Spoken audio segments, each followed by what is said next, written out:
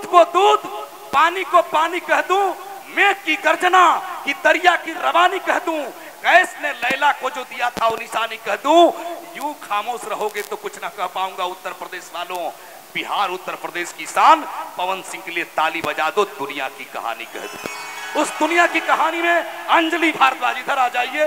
ये वही बिटिया है जिसको पवन सिंह ने शूटिंग के सेट पे बुलाया और गाइड किया कि लागे लानिक लागे के बाद तुम्हारे रथ को रोका गया। तुमने मेहनत किया, लेकिन आज से पवन सिंह तुम्हारे साथ खड़ा है, तुम्हें वायरल होने से कोई नहीं रोक सकता। एक बार जोरदार ताली बजा के आशीर्वाद दीजिए अंजलि भारद्वाज को। क्या बोली, कुछ समझ ही नहीं था। बस इतना कहूँ कि आज हम बहुत ज़्यादा भाग्यशाली महसूस करता नहीं कि पवन सर के सामने हमें कुछ बोले के मौका मिला था। ये बहुत बड़ा बात है। एक बार जोरदार ताली बजा के हमें आशीर्वाद दे दीजिए। और हमें कुछ सही में समझ में नहीं आता हम क्या बोले। बस ये आशीर्वाद हमेशा और बना रहे। और वाकई में बहुत बहुत अच्छे इंसान है, बहुत अच्छे इंसान है, जितना बोलूँ कम है।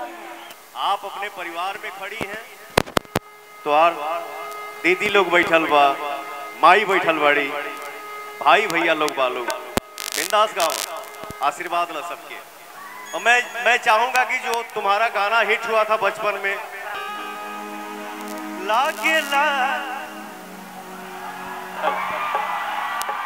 लागेला निकला गेला निकला गेला, बहुत हिट हुआ था इसका गाना जब ये 6 साल की थी। मैं चाहूंगा कि यही भजन आप अपने परिवार को सुनाइए। बहुत धन्यवाद सर, बहुत और लागे लागे लागे लागे ये भजन के और 4 चांद ला गई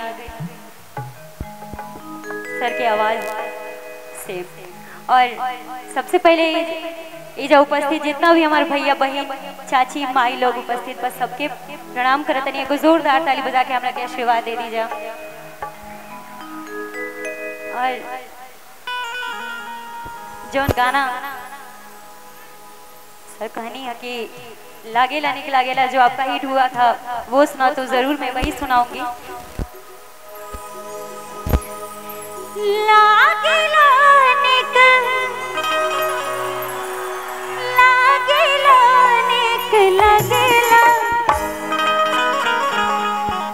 लागेला निक लागेला निक लागेला, हरी मैया के बिंदिया लीलार बड़ी निक लागेला, मैया के बिंदिया लीलार बड़ी निक लागेला।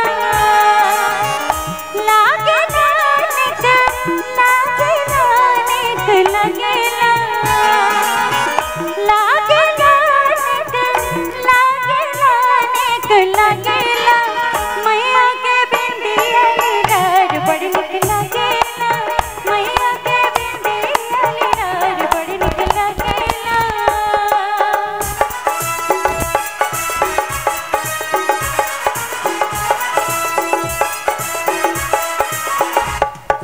सब लोग ताली बजा दीजिए, बस से बोलिए साची दरबार की।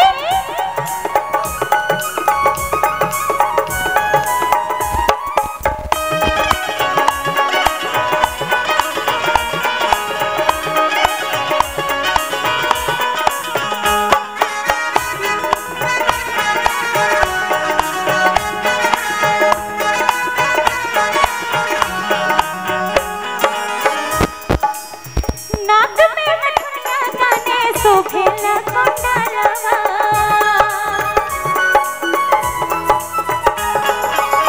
नाक में नथुनिया काने शोभेला कुंडलवा, तीरवा धनुया हाथे शोभताटे भलवा, साजना बड़ी सजेला बड़ी सजेला, साजना बड़ी सजेला बड़ी सजेला,